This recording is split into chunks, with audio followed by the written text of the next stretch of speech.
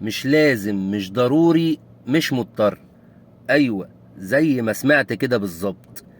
مش لازم تبقى جدع مع كل الناس، ومش ضروري ترد على كل كلمة بتتقالك، ومش مضطر انك تقبل وضع مش مناسب ليك. مش فرض عليك انك تبقى جدع مع كل الناس علشان الناس تحبك وتقول انك اجدع واحد هم شافوه، فيفضلوا حواليك ويحبوك اكتر.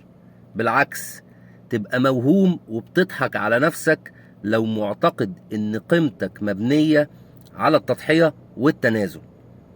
خد بالك قبل ما تاخد خطوة التنازل في اي موقف او تستغنى عن اي حق من حقوقك، فانت محتاج توضح حدودك وموقفك بكل صراحة وشجاعة للشخص اللي انت بتتعامل معاه.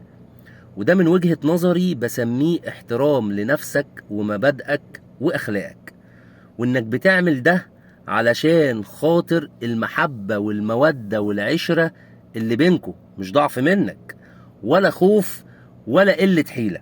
انت بتعمل ده بقوة منك وإدراك. وخلي بالك ان التنازل المبالغ فيه بيخسرك كتير قوي، لانك بتلاقي نفسك دخلت في سكة من الاستباحة والتعامل مع تنازلاتك كحق مكتسب وفرض عليك.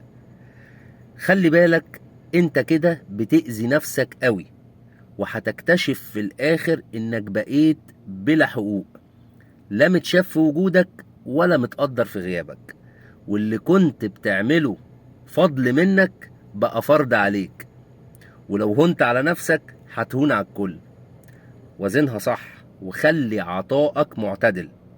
ونصيحتي ليك، اوعى اوعى تفرط في كرامتك لمجرد انك ترضي الناس او تتحب منهم.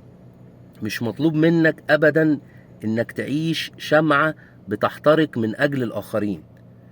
خلي بالك من صحتك النفسية وروحك، وخد بالك قوي قوي من الشخص اللي انت بتتعامل معاه، عشان الشخص ده لو اجبرك انك تتنازل طول الوقت، صدقني الشخص ده مش بيحبك.